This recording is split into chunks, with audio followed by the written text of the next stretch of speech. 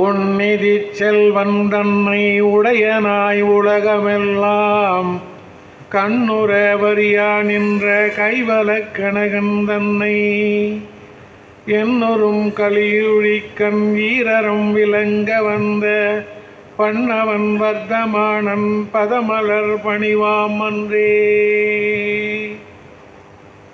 மகாவீர பகவானுக்கு நமஸ்து நமஸ்து. பத்மபிரப தீர்த்தங்கருக்கு நமஸ்து நமஸ்து. சாந்திநாத பகவானுக்கு நமஸ்து நமஸ்து. தரணேந்திர பத்மாவதி அம்மனையும் ஜனவாணி தாயும் வணங்கி என் உரையை துவங்கலாம் என்றிருக்கின்றேன். கடந்த 39 ஆண்டுகளாக சீரோடும் சிறப்போடும் நடத்தி வருகின்ற பகவான் மகாவீரர் அறக்கட்டளைக்கும் இன்றைய தினம் 8ஆம் நாள் ஜனதத்தை ராமதாஸ் குடும்பத்தினர் வெகு சிறப்பாக இன்று காலை முதல் விழாவினை சிறப்பித்துக் கொண்டிருக்கின்ற அவர்கள் குடும்பத்தாருக்கும், அதை ராஜேந்திரன் கோயில் அர்ச்சகர் சிறப்பாக காலையிலிருந்து செய்து வருகின்றார் அவர்களுக்கும், எல்லாவற்றிற்கும் முத்தாய்ப்பாக இன்று தலைமையேற்றிருக்கக்கூடிய மேனாள் சமணப்பேரவை தலைவர் அவர்களும், தற்போதைய திருக்குறள் மண்டபம் மற்றும் ஆய்வு மையத்தினுடைய தலைவருமான ஐயா அவர்களே, பந்தவாசி வட்ட தமிழ்ச்சங்கத்தினுடைய தலைவரும் வே சிவராமகிருஷ்ணன் அவர்களே, அவருடைய உடன் வருகை தந்துள்ள துணைத் தலைவர் திரு ஸ்ரீதர் அவர்களே, செயற்குழு உறுப்பினர் ஏழுமலை அவர்களே, இங்கு வருகை தந்துள்ள சான்றோர் பெருமக்களே, ஆன்றோர் பெருமக்களே, இருபால் பவ்யர்களே, சிறார்களே, சிறுமிகளே, உங்கள் அனைவரையும் முதற்கண் வணங்கி மகிழ்கிறேன். ஐயா அவர்கள் குறிப்பிட்டது போல அவர் எதிரில் உட்காந்து பேசினாலே பாதி மறந்துடும். அவரை வேற பக்கத்தில் வச்சு நம்ம ஒதுங்கி ஒதுங்கி தான் பேசணும். உங்களுக்கு தெரியாது இல்லை, நான் சொல்ல வந்ததை முழுமையாக சொல்லுவேனான்னு எனக்கு சந்தேகமாக இருக்குது. நான் நினைத்தது உண்டு, கண்டிப்பாக நம்பிக்கையோடு என் உரையை துவங்குகின்றேன். கையில் குறிப்பேதும் இல்லாமல் பேசுவதாகத்தான் வந்தேன். ஐயா நன்றி ஐயா. கையில் குறிப்பேதும் இல்லாமல் பேச வேண்டும் என்று ஐயா நினைப்பார். அவ்வாறு தான் நினைக்கலாம் என்று வந்தேன். 2 நாட்களுக்கு முன்பாக ஐயாவை தொடர்பு கொண்டு, ஐயா இன்னும் ஒரு 4 நாளைக்கு இருக்கலாமாண்ணா, நான் அடுத்த ஞாயிற்றுக்கிழமை வரையிலும் இருப்பேன்னு சொன்ன உடனே எனக்கு கொஞ்சம் சங்கடமாக தான் இருந்தது. பரவாயில்லை, நாம் எதை பேசினாலும் கேட்கறதுக்கு ஒரு பெரிய ஆன்மா இங்கே இருக்கிறது, சிறப்பானது ஒரு பேச்சாளர் இங்கே இருக்கின்றார், அவர் கேட்டாலே எல்லாரும் கேட்ட மாதிரி. அவர் வாழ்த்தினாலே இலக்கிய சான்றோர் பெருமக்கள் அனைவரும் வாழ்த்தியது போல.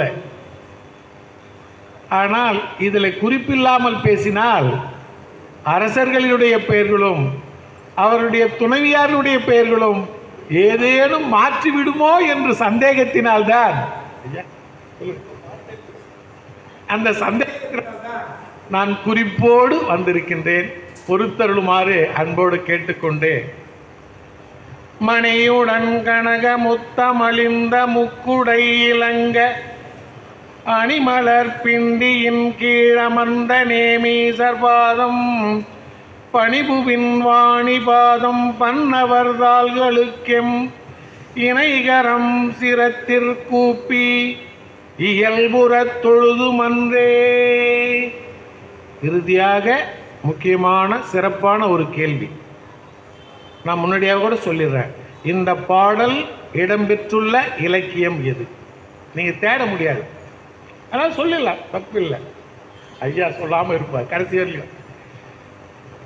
அழகிய மலரை உடைய அசோக நிழலின் கண் மணிகளும் பொன்னும் முத்தும் மிக்குள்ள 3 குடைகளும் நிழல் செய்து விளங்கா நிற்ப எழுந்தருளி இருக்கின்ற நேமிநாதருடைய திருவடிகளை முற்படத் தொழுது வணங்கி, பின்னர் கலைமகளுடைய திருவடிகளையும் சாதுக்களின் அடிகளையும் எம்முடைய 2 கைகளையும் தலைமேல் குவித்து வணங்கி, என்னுடைய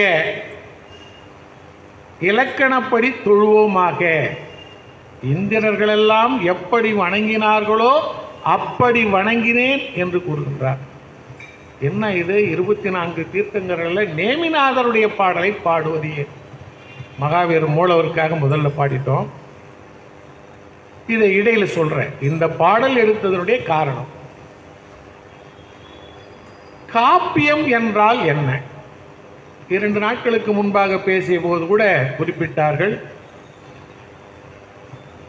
பொருள் பொதிந்த தொடர்நிலை செய்யுள் காப்பியம் எனப்படும். அறம், பொருள், இன்பம், வீடு பேறு என்று சொல்லக்கூடிய 4ஐயும் பற்றி சிறப்பாக கூறும் இலக்கியம் காப்பியம். சரி, அதுல பெருங்காப்பியம் என்றால் என்ன? இது 4ம் இருந்தால் பெருங்காப்பியம். சிறப்பித்து 4ஐயும் கூறினால் பெருங்காப்பியம். நமக்கெல்லாம் தெரியும், சேவக சிந்தாமணி, சிலப்பதிகாரம், மணிமேகலை, வளையாபதி, குண்டலகேசி என்ற 5 பெருங்காப்பியங்கள் உண்டு. இன்னும் நீங்க சொல்ற பெருங்கதை வரலையே, வரும். அப்ப சிறுங்காப்பியம்னா என்ன?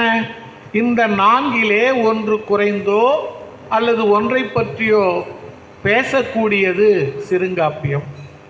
அந்த சிறுங்காப்பிய வரிசையிலே வரக்கூடியது உதயனகுமார காவியம், நாககுமார காவியம், யசோதரா காவியம், நீலகேசி, சூளாமணி என்ற 5 காப்பியங்களும் சிறுங்காப்பியங்கள். சரி, இதுலயும் வரலீங்களே. இந்த காப்பியங்களை தவிர பிற காப்பியங்கள் ஏராளமாக உள்ளன. அதில் 1, 2ஐ மட்டும் குறிப்பிடுகின்றேன். அதில் ஒன்று பெருங்கதை, கம்பராமாயணம், பெரிய புராணம் போன்ற காப்பியங்கள் ஏராளமாக தோன்றி தமிழுக்கு அழகு சேர்த்தன, பெருமை சேர்த்தன என்று சொன்னால் அது மிகையாகாது. நம்ம கதையே பெருங்கதையாகுது. இன்னைக்கு பெருங்கதை கேட்கறது நாம போய் வந்துக்கிறோமே நினைக்கலாம். நம்ம ஊர்ல சொல்லுவோம், அவங்க வீட்டு தகவல் தெரியுமா, அது ஏன் கேட்குற, அது பெருங்கதை, அது இன்னைக்கு சொல்லி மாளாது. அதே போலதான் இந்த பெருங்கதை என்பது இன்று அல்ல. இதுல 99 காதைகள் உள்ளன, சின்ன சின்ன கதைகள். அதெல்லாம் சொல்ல முடியாது. 1, 2 மட்டும் இடையிலே சொல்லி நிறைவு செய்யலாம். பெருங்கதை என்பது மிக பழமையான காப்பியம். இது குண்டாட்டியர் எழுதிய பிரகத்கதை என்ற வடமொழி நூலை தழுவி எழுதப்பட்டது. ஐயா சொல்லிட்டாரு, இதை குங்குவேலியர் என்ற சிற்றரசன் அவர் புலமை பெற்றதினாலே இந்த காப்பியத்தை படைத்தார் என்று சொல்லியிருக்கின்றார். உதயணன் என்ற மன்னனுடைய கதையை விவரித்து கூறுவதாகும்.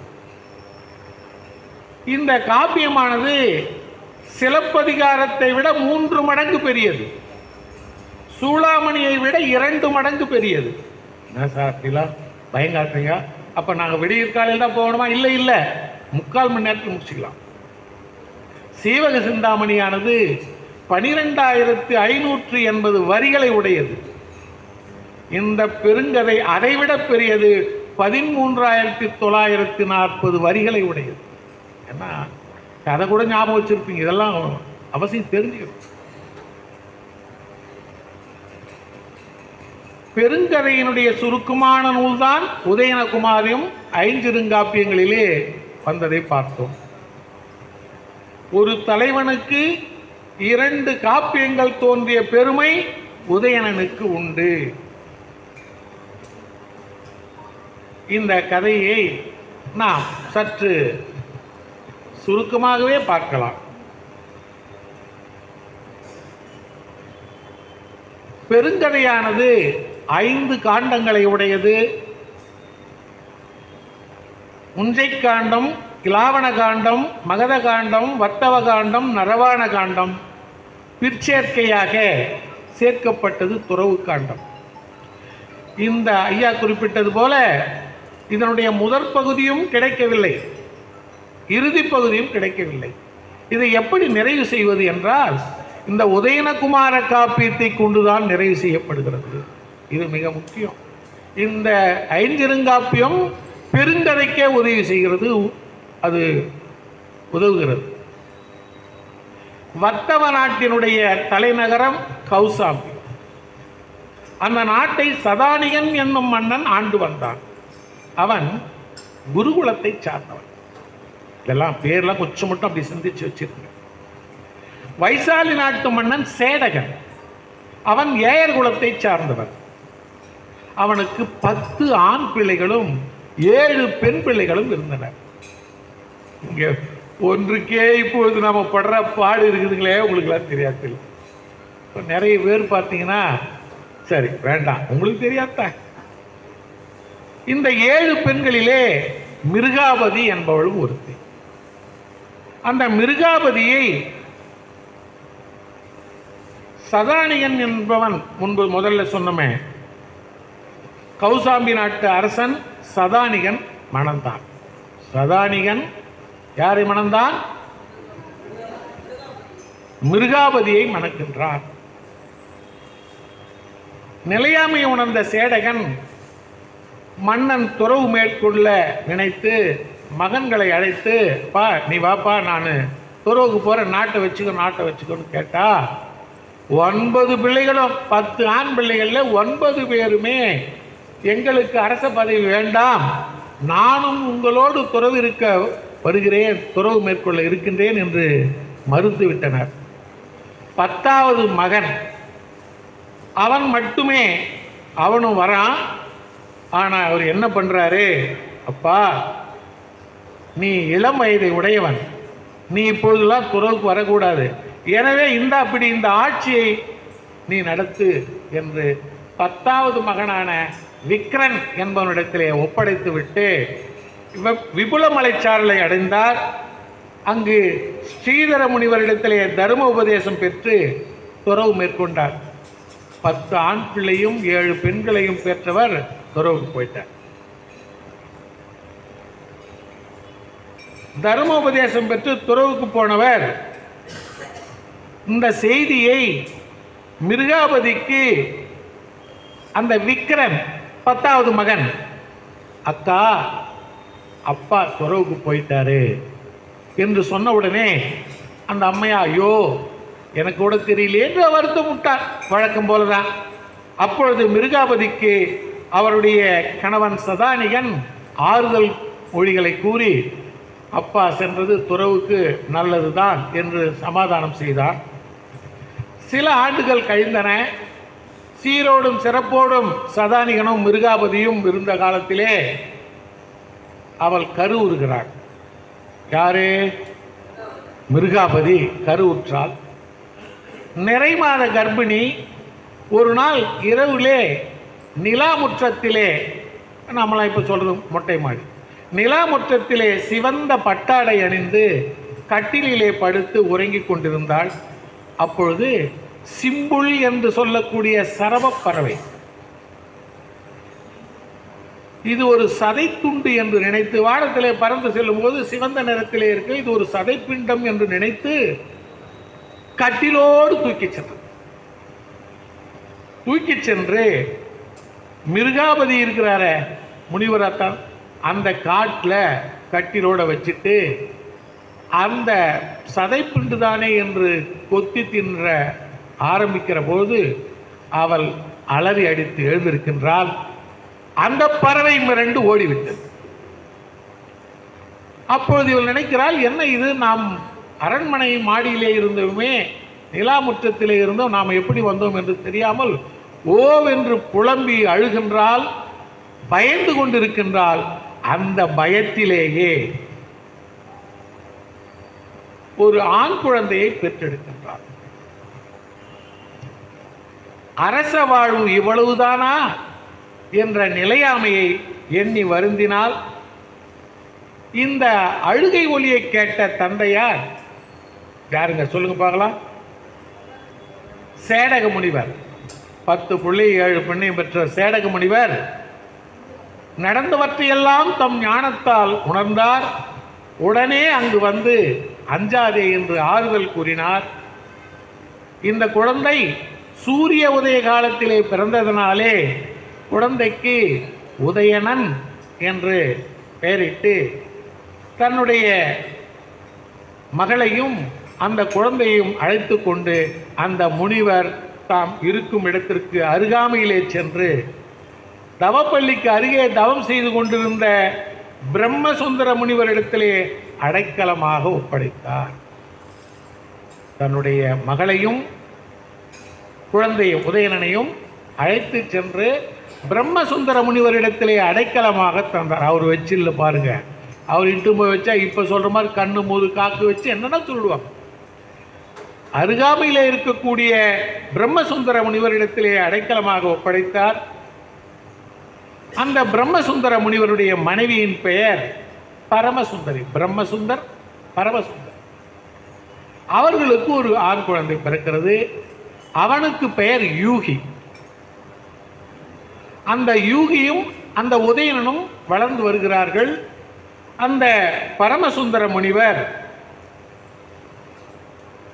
அந்த முனிவர் அழைத்து சென்ற உதயணனுக்கும் உரிய அரசருக்கு உரிய அனைத்து கலைகளையும் போர் பயிற்சிகளையும் கற்றுத் தருகின்றார்.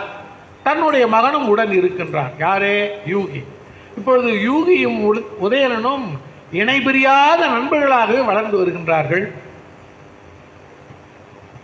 அனைத்து கலைகளையும் கற்பித்து உதயணனுக்கு யானையை அடக்கக்கூடிய ஒரு மந்திரத்தினையும் சொல்லி தருகின்றார்.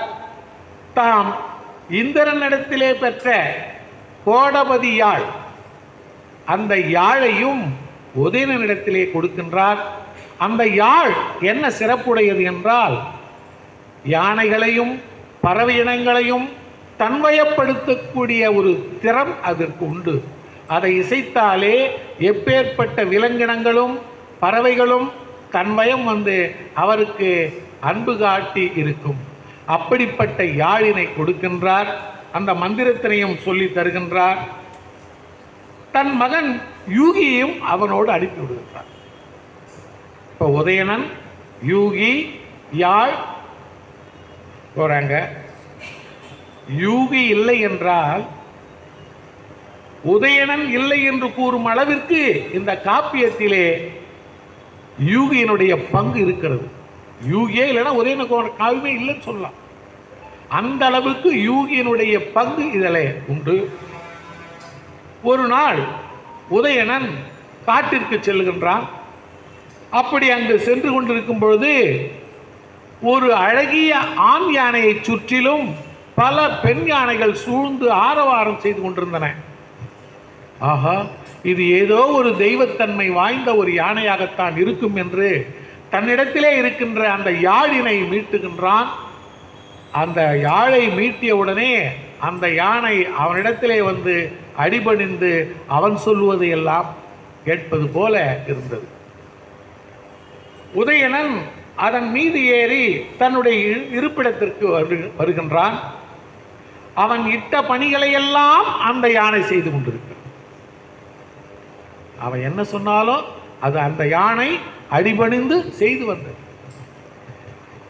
ஒரு நாள் அந்த தெய்வ யானை அவனுடைய கனவிலே வந்து, நம்ம பார்த்தோம் எல்லா காப்பியங்களிலும் கனவு வரும்னு சொன்னோம். நேற்று கூட சொன்னாங்க, நண்பர் சாந்தகுமாரோட ஒரு நாள் சொன்னார்.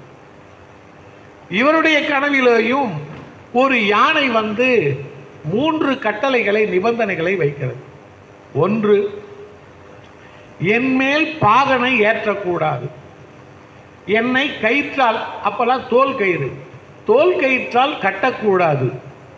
நான் உணவருந்துவதற்கு முன்பாக நீ உணவருந்தக்கூடாது. 3 நிபந்தனை. என்ன? மீண்டும் நினைவுபடுத்துவோம். அந்த 3 நிபந்தனைகள் என்ன என்றால், என்மேல் பாகனை ஏற்றக்கூடாது, கயிற்றால் கட்டி வைக்கக்கூடாது. அந்த காலத்தில் தோல் கயிறு, அதனால சொல்ற தோல் கயிற்றினால் கட்டி வைக்கக்கூடாது. நான் உண்பதற்கு முன்பாக நீ உணவு உண்ணக்கூடாது. இதை தவறினால் நான் உன்னை விட்டு பிரிந்து விடுவேன் என்று சொன்னார். இதற்கிடையிலே வைசாலி நாட்டு வேந்தன் சேடகனுடைய 10வது மகன் சொன்னோம், விக்கிரன். அருமை, அதை ஞாபகம் வச்சுக்கிட்டு இருக்கிறீங்க. ஆட்சியிலே வெறுப்புற்றான். என்னடா 9 அண்ணன் தம்பிகளாம் போயிட்டானுங்க, 10வது ஆள் நாம மட்டும் ஆட்சி செய்யணும்.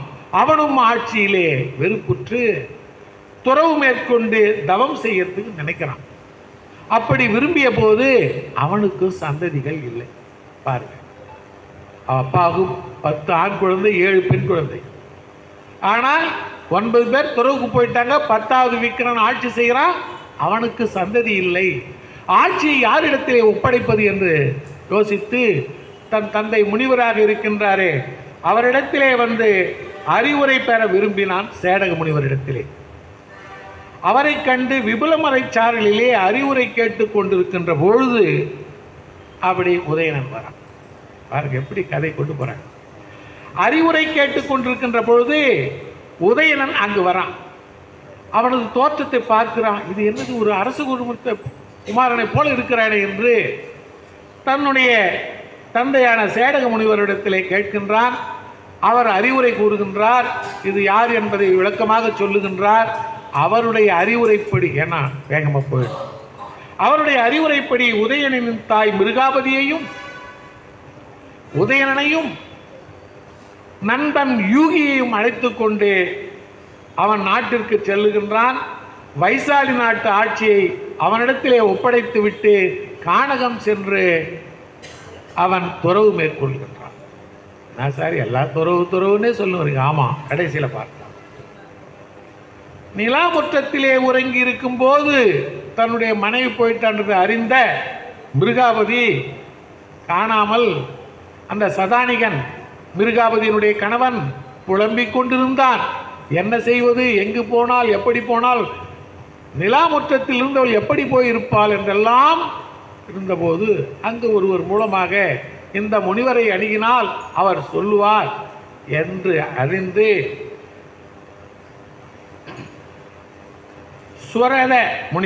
சுவ்ரத முனிவர் அந்த முனிவரிடத்திலே சென்று கேட்கின்றார். எங்கே இது மாதிரி என்று அவர் சொல்லுகின்றார். உங்களுடைய மிருகாபதி நன்றாக இருக்கின்றார்கள்.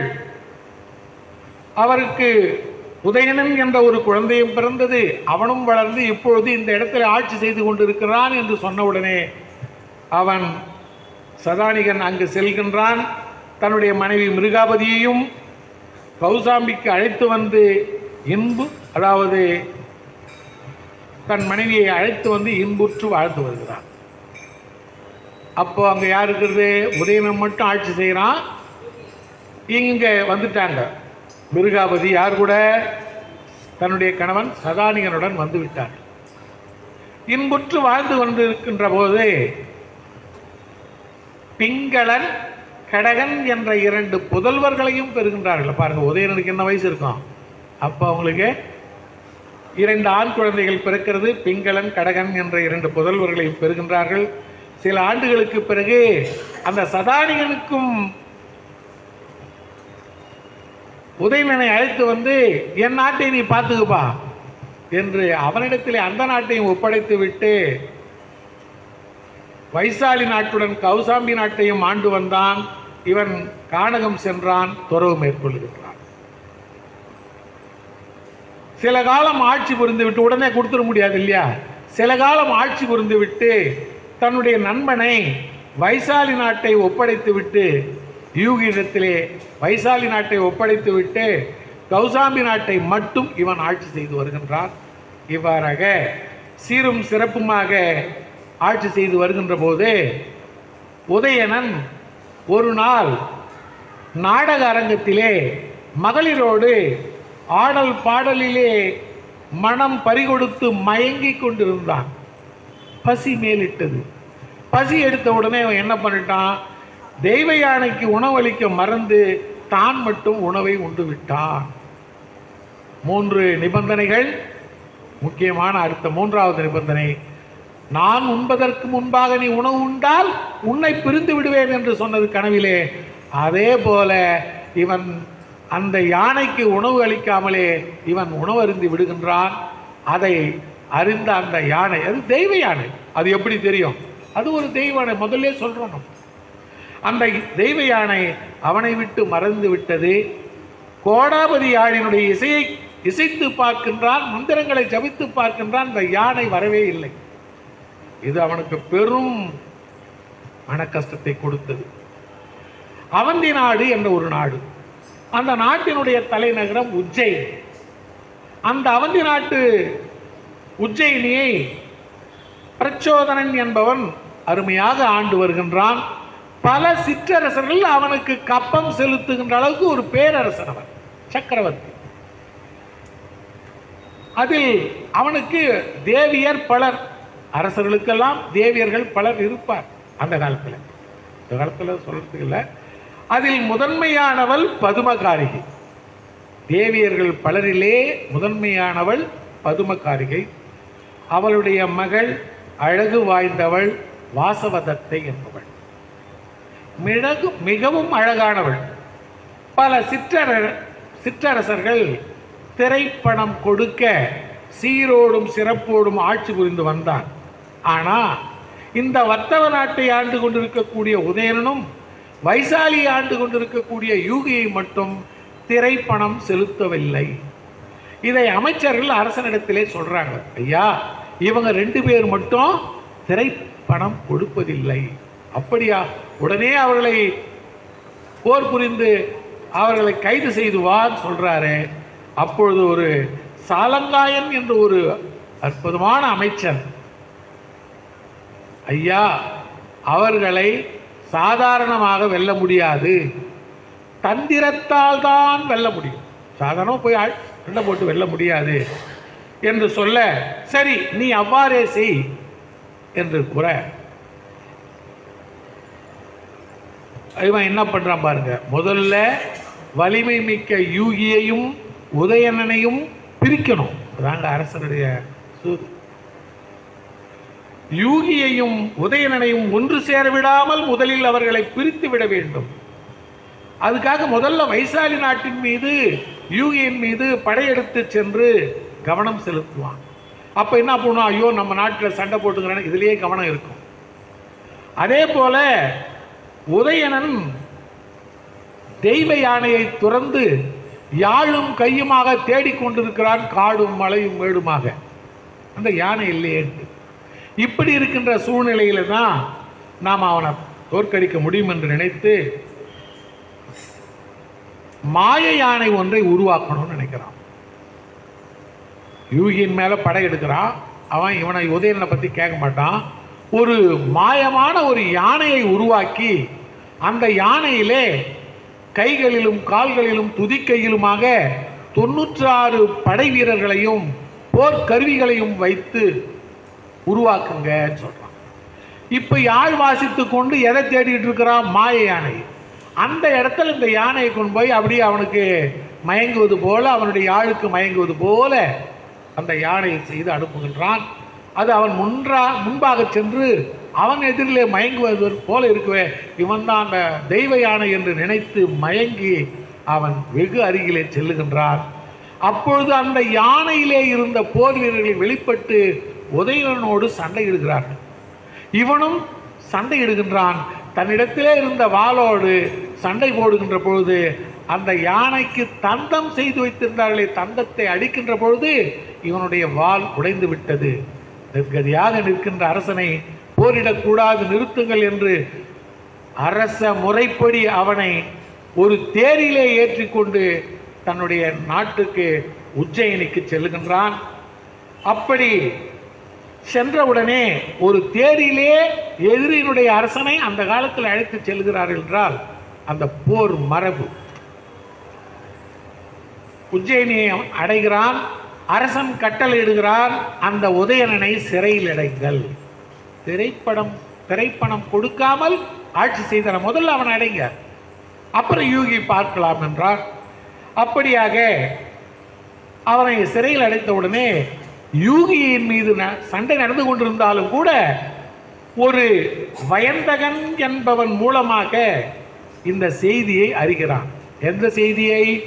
உதயணனை கைது செய்து விட்டார்கள், ஒரு பொய் யானையை வைத்து கைது செய்து விட்டார்கள் என்ற தெரிந்ததும் பிரச்சோதனன் என்ன பண்றான், தலைநகர் உஜ்ஜயினியை ஓர் உண்மையான யானையை கொண்டு அழிப்பேன். யார் சொல்றான்? யூகி சபதம் எடுக்கிறான். இந்த உஜ்ஜயினியை, அந்த அரசனை நான் உண்மையான யானையை கொண்டு, எப்படி என்னுடைய நண்பனை பொய்யானை கொண்டு அழித்தான் அல்லவா, நான் உண்மையான யானையை கொண்டே அவனை அழிப்பேன், உதயணனை மீட்பேன், அந்த நகரையே தீக்கிரையாக்குவேன். பிரச்சோதனன் மகள் வாசுவதத்தையை பாருங்க, அவனுடைய மகள் அழகியவள் வாசுவதத்தைன்னு சொன்னோம். அந்த வாசுவதத்தையை உதயணனையே கவர்ந்து வரச் செய்து மனம் செய்து கொடுப்பேன் என்று சூளுரைக்கின்றான். சபதத்தை பார்த்தா முடியுமா? பயமா தான் இருக்கு. யூகி விரைந்து செயல்பட்டான். உறவினர்களையும் சுற்றத்தார்களையும் எல்லாம் அழைத்து தன்னுடைய நாட்டையும் உதயணன் ஆட்சி செய்த நாட்டையும் ஒப்படைத்து விட்டான். வேகமாக அவன் செய்கின்றான். யூகி இறந்தான் என்ற ஒரு பொய் செய்தியை பரவுகின்றான். பரப்பிட்டு இவன் மாறுவேஷம் போன்று நோய் உற்றவன் போலவும் தெய்வ ஆவேசம் கொண்டவன் போலவும் ஆடி பாடி எங்கும் ஓடுகின்றான். உஜ்ஜயினி நகரத்திலே செல்கின்றான். இவனை கண்டுகொள்ள முடியவில்லை. இவன் யூகி என்பதை அறியாத வண்ணம் அவன் மாறுவேடத்திலே செல்லுகின்றான். அப்படி சென்று உதயணன் இருக்கும் சிறை கோட்டத்தில் அருகிலே சென்று உதயணனுக்கு மட்டும் தெரிந்த, அவனுக்கு மட்டும் புரியக்கூடிய ஒரு பாடல் ஒன்றை பாடினான். அதை கேட்ட உதயணன் பரவசம் அடைந்தான். ஆஹா, நம்முடைய யூகி எங்கே இருந்து வந்து விட்டான், அவன் குரல்தான் நமக்கும் அவனுக்கும் தெரிந்த பாடல் இது என்று ரொம்ப மகிழ்ச்சி அடைந்தான். உடனே என்ன பண்ணா, உதயனுடைய பட்டத்து அந்த யானையின் பெயர் நலகிரி. அந்த யானை இடத்திலே சென்று அந்த யானைக்கு ஒரு மருந்து கொடுத்து அகிர் புகையை ஊட்டி அதன் காதுகளிலே மந்திரத்தை சொல்லி என்ன சொல்றான் பாருங்க. நலகிரி யானை மதம் கொண்டு நகரை அழிக்க உதயணனை உன்னுடைய, அதுல சொல்றான் மந்திரத்தை சொல்லி, யானையே நலகிரியே, உதயணனை மீட்பது உன் கடமை கொண்டு உடனே அந்த யானையானது மதம் கொண்டு ஓடியது. அந்த யானை உஜ்ஜயினி நகரத்தையே அழித்துக் கொண்டிருக்கிறது.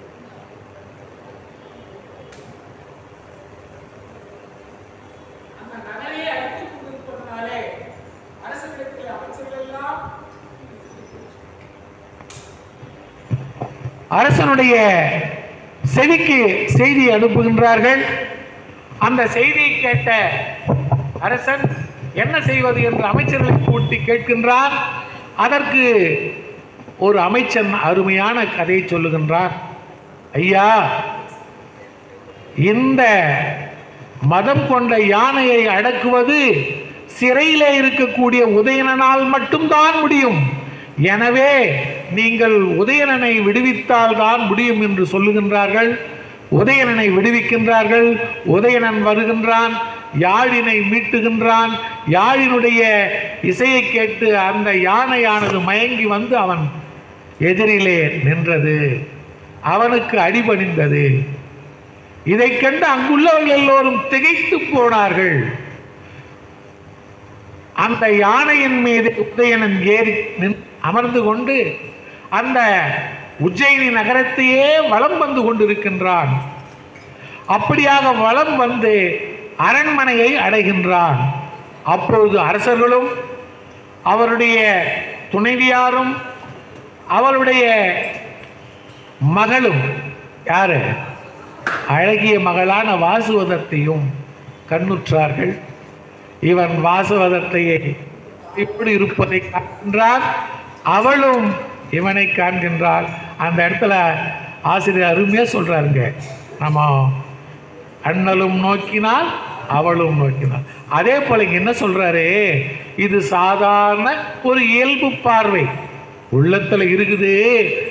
பக்கத்தில் இருக்கிறவங்க யாராவது தவறா நினைக்க போறாங்கன்னு சொல்லிட்டு இது ஒரு சாதாரண இயல்பு பார்வை, அவன் பார்த்தா அவன் பார்த்தா என்று கூறுகின்றார்கள். இதை நிறைய சொல்லலாம், அந்த பாடலாம், நேரம் இல்லை. அரசன் பிரச்சோதனன் அமைச்சனை பாருங்க, அவர் அந்த அரண்மனைக்கு போட்டான்.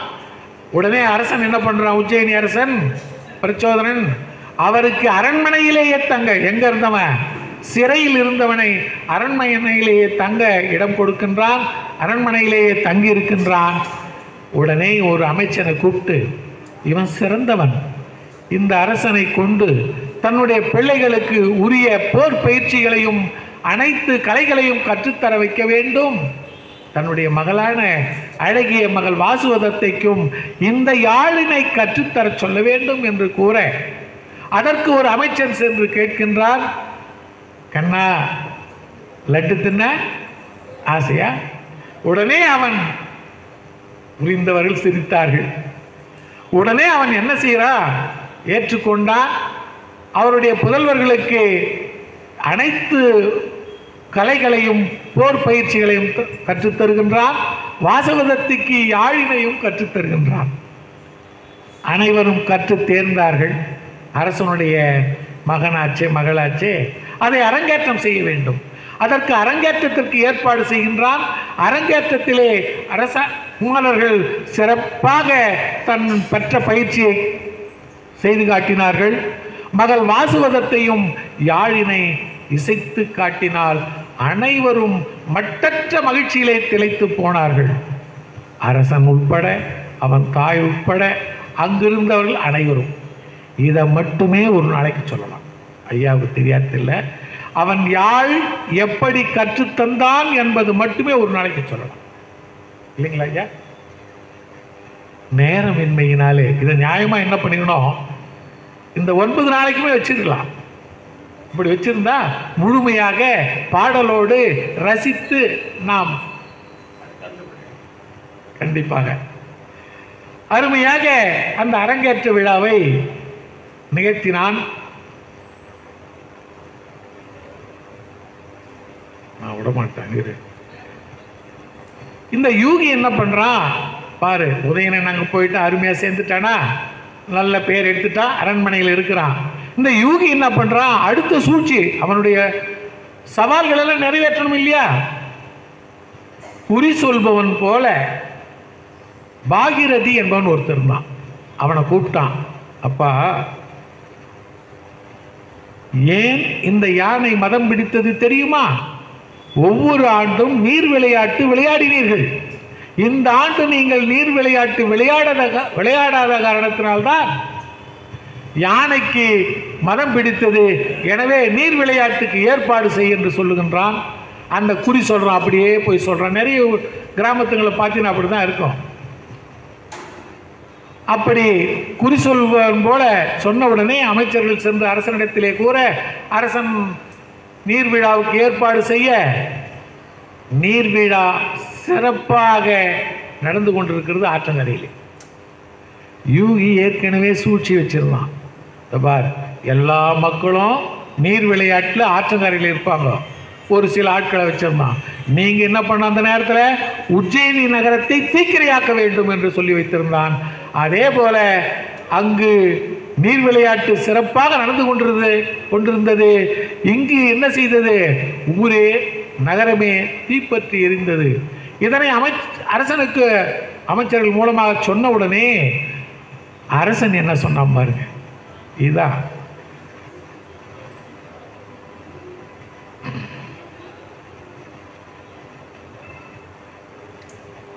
ஒரு ஏவலனை அழைத்து வாசவதத்தையை உதயணனை காப்பாற்ற சொல்லு என்று சொல்லுகின்றான்.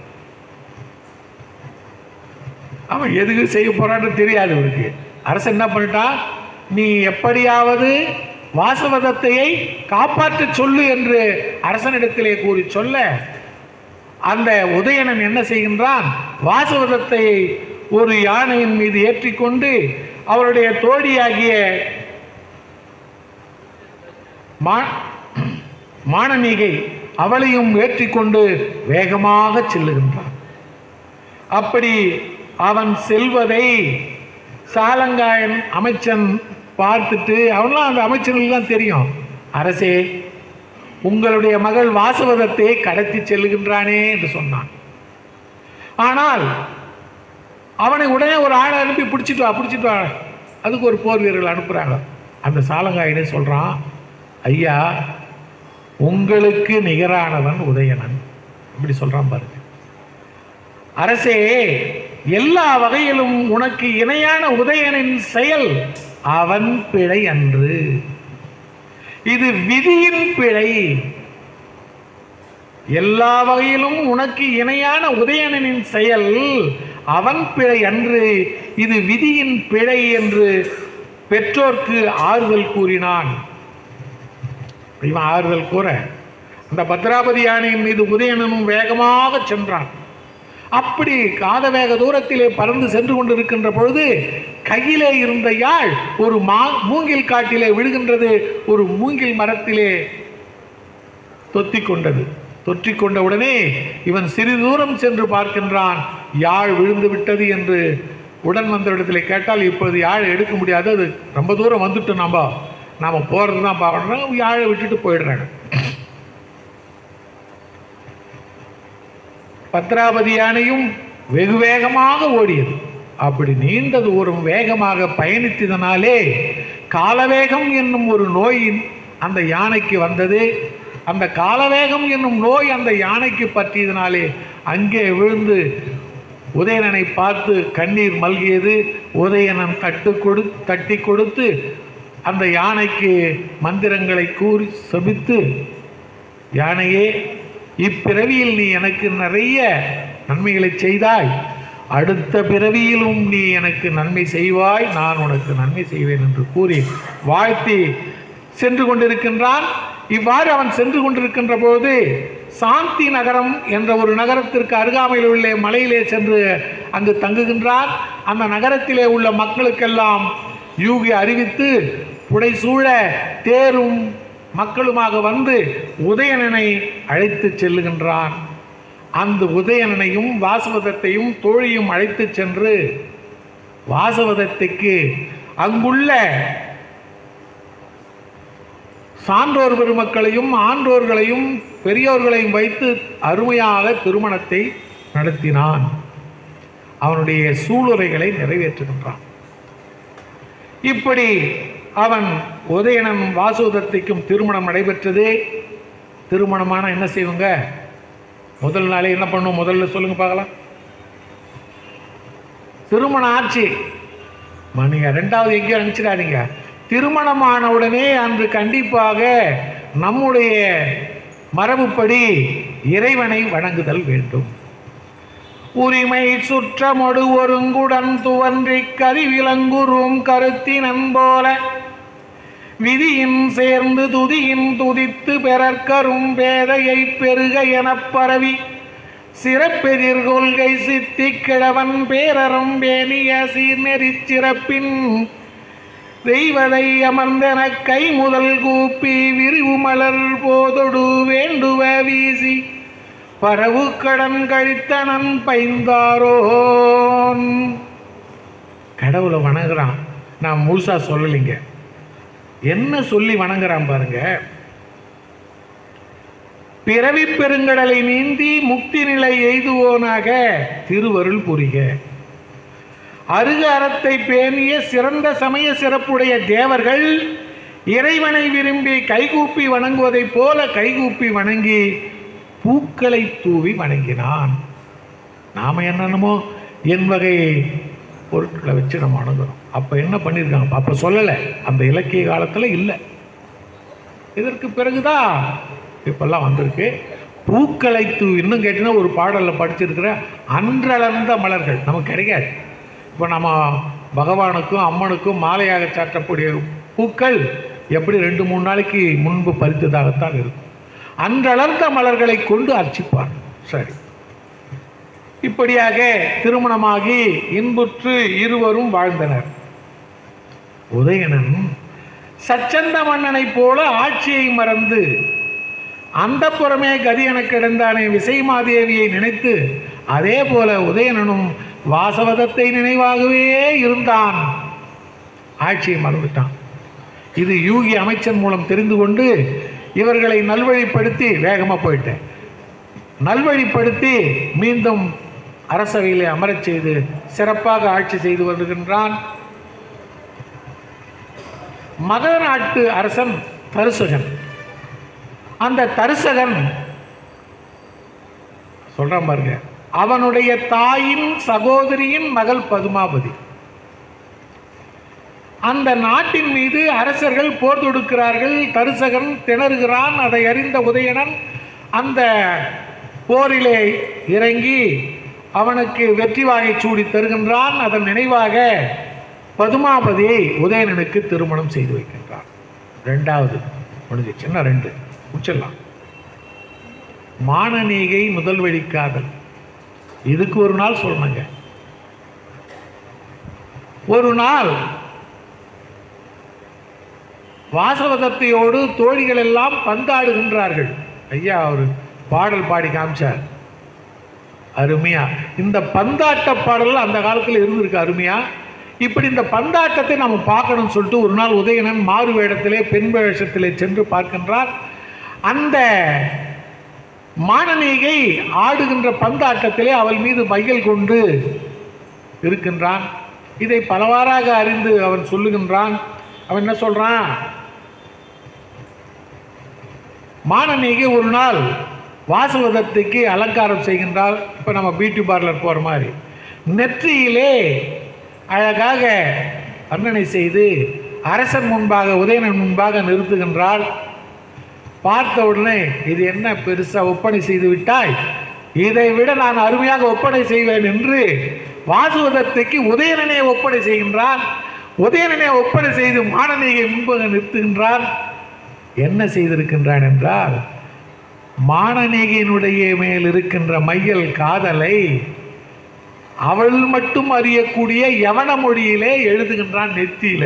பாருங்க, தன்னுடைய மனைவியினுடைய நெற்றியிலே தோழியின் மீது காதல் கொண்டு யவன மொழியில எழுதுறான். என்ன எழுதுறான்? அவன் எழுதின பார்த்துட்டு அது வேண்டாம், இது இந்த செயல் அரசருக்கு ஏற்றதென்றுன்னு சொல்றான். அதுக்கு அவன் சொல்றான் அந்த உதயணன், நீ இணங்காவிடில் உயிர் தரிப்பேன், உயிர் திறந்துருவேன் சொல்றான். பாருங்க, அப்பவே இந்த நிகழ்ச்சியெல்லாம் வாசவதத்தை அரசனுடைய மனைவியாச்சே அறிந்து வேறு வழி இல்லை, அந்த மானனீகையும் ஒரு அரசனுடைய மகள் என்பதை அறிந்து அவளை திருமணம் செய்து வைக்கின்றாள். இப்போ எத்தனை திருமணம் ஆச்சுங்க?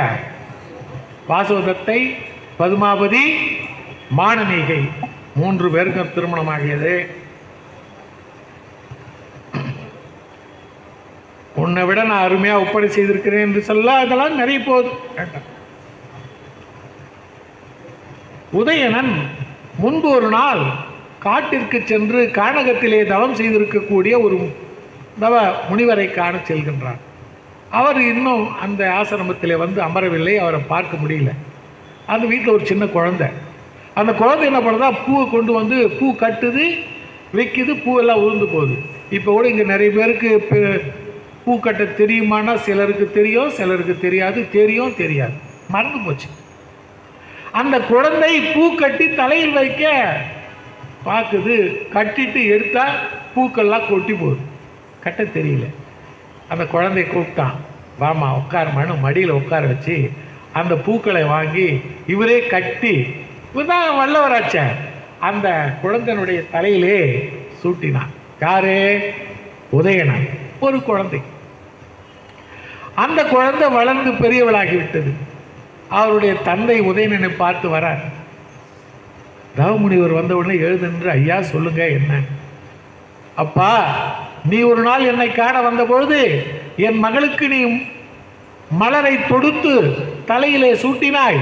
அன்று முதல் உன் நினைவாகவே வளர்ந்து பெரியவளாகிவிட்டால் உன்னையே மணப்பேன் என்று ஒரு காலில் நிற்கின்றாள். நீ எப்படியாவது அவளை மணந்து கொள். பாருங்க எப்படி வருது பாரு. இல்லை, இதெல்லாம் இதை கேட்ட உடனே உதயணனும் மறுக்க முடியவில்லை. ஏன்னா முனிவர்கள் சொன்னா மறுக்க முடியாது. இதை ஏற்கனவே தெரிஞ்சு வச்சிருக்க இந்த கதையெல்லாம் இவர் போனது வந்து சொல்லுவோம் இல்லையா, நான் இது மாதிரி போனேன், முனிவரை பார்த்தேன், குழந்தையை பூ சுடி வச்சன்றதெல்லாம். அந்த குழந்தை வந்து கேட்குதுன்னு உடனே ஒன்றும் செய்ய முடியல. வாசவதத்தையும் பதுமாபதியும் மானனீகையும் சேர்ந்து உதயணனுக்கு விரிசிகை என்ற அந்த குழந்தையை, அதாவது பெரியவளாயிட்டா இப்போ, அவளுக்கு திருமணம் செய்து வைக்கின்றார். இப்போ வாசவதத்தை, பதுமாபதி, மானனீகை, விரிசிகை 4 பேரையும் மணந்தார். இல்லற வாழ்க்கை இனிதே இன்புற்று நாட்டை ஆண்டு வந்தார். 120 கிலோமீட்டர் வேகத்தில் தான் போகுது. வாசவதத்தையினுடைய விருப்பம். இப்படியாக வாழ்ந்து கொண்டிருக்கின்ற காலத்திலே 4 மனைவியரோடு உதயணன் சீரோடும் சிறப்போடும் ஆட்சி செய்து கொண்டிருக்கின்றான். வாசவதத்தை கருவுறுகிறான். இப்போ கூட இந்த மகளிருக்கெல்லாம் ஒன்று சொல்கிறேன், கருவுற்றிருக்கும் பொழுது ஆசைப்பட்டதை கேட்பார்கள். தங்கம் விற்கின்ற விலைக்கு தங்கத்தை மட்டும் கணவரிடத்தில் அதிகம் கேட்காதீர்கள் சொல்லுவாங்க. கருவுற்ற தாய்மார்கள் கேட்டால், ஆசைப்பட்டு கேட்டால் கண்டிப்பாக அதை நிறைவேற்ற வேண்டும் என்று சொல்லுவார்கள். அந்த வகையிலே இந்த வாசவதத்தைக்கு ஒரு ஆசை, நான் வானத்திலே பறந்து இந்த மலைகளையும் காடுகளையும் இயற்கை சூழ்நிலைகளை எல்லாம் நான் கண்டு ரசிக்க வேண்டும் என்று உதயணனிடத்திலே சொல்லுகின்றான். உதயணன் ஏற்கனவே இவருக்கு ஒரு நன்மை செய்த ஒருவன் வந்து சந்திக்க, அவருடைய பெயரை உச்சரிக்க அவர் வந்து விசைத்தறி ஒன்றை செய்து வானத்திலே சுற்றி வரக்கூடிய ஒரு விசை செய்து தருகின்றார். அதன் மீது ஏறி வாசவதத்தை உலகையே சுற்றி வருகின்றாள். இந்த காட்சியெல்லாம் நடந்தது. அந்த விண்ணில் பறக்கும் விமானம் மூலமாக பறந்து மகிழ்ந்து ஒரு ஆண் குழந்தையை பெற்றாள். அந்த ஆண் குழந்தை பெற்ற பிறகு யூகி முதலான அமைச்சர்களும் குழந்தைகளை பெற்றனர். உதயணன் தன்னுடைய மகனுக்கு நரவாணதத்தன் என பெயரிட்டான். புதல்வர்கள் ஒருவரும் நாளொரு மேனியும் பொழுதொரு வண்ணமாக வளர்ந்தார்கள். வேகவதியும் அந்த நரவாணதத்தன் மதனமஞ்சிகை என்ற பெண்ணையும் வேகவதியையும் மணந்தான். தந்தையிடத்திலே சென்று, நான் வித்யாதர உலகை ஆள வேண்டும், எனக்கு அதற்கு செல்லக்கூடிய மந்திரங்களை சொல்லுங்கள் என்று கூற, உதயணன் வித்யாதர உலகம் சென்று ஆட்சி செய்வதற்குண்டான மந்திரங்களை சொல்ல அவன் வித்யாதர உலகம் சென்று ஆட்சி செய்து வந்தான். சொல்றான் பாருங்க, உதயணன் முற்பிறவியில் செய்த புண்ணிய பயனால் யூகியை அமைச்சனாகவும் 4 மனைவியர்களையும் பெற்றான். நரவாணதத்தன் என்ற நல்ல மகனையும் பெற்றான். அவன் பெற்ற நலன்கள் அனைத்தும் புண்ணிய பலனே என்பதை உணர்ந்து உலகப்பற்றை விட்டு துறவை மேற்கொள்ள விரும்பினான். அவனும் நாட்டை விட்டு போகணும்னு நினச்சிட்டு நரவாணதத்தனை கூப்பிட்டு, அப்பா இந்தா நீ பார்த்துக்கன்னு சொல்கிறான், நானும் உன்னுடன் துறவுக்கு வருவேன் என்று நரவாணதத்தன் சொன்ன உடனே நாட்டை பதுமாபதியினுடைய மகன் கோமுகனிடத்திலே ஒப்படைத்து விட்டு துறவை மேற்கொண்டு செல்லுகின்றான். இந்த நிலையிலே அவனது பட்டத்து யானை மதம் கொண்டது. இவனுடைய யானை மதம் கொண்டு போச்சு. பாகற்கும் அடங்காமல் மனம் போடபடி எங்கும் அலைந்து திரிந்து பத்ராபதி என்னும் யானையினுடைய படிமரத்தை எல்லாம் படிமம் பொம்மை செய்து வச்சிருந்தாங்க. எல்லாத்தையும் காலால் தேய்த்தது. நகரமாந்தர்கள் எல்லாம் நிலை குலைந்து அஞ்சி ஓடினர்.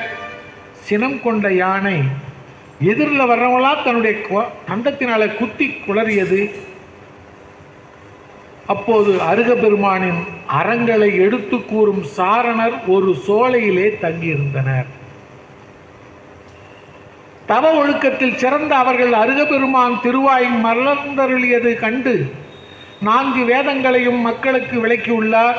பிரதமான யோகம், கரணானி யோகம், சரணானி யோகம், திரவியானு யோகம் ஆகிய 4 வேதங்களையும் கூறிக்கொண்டிருந்தார்.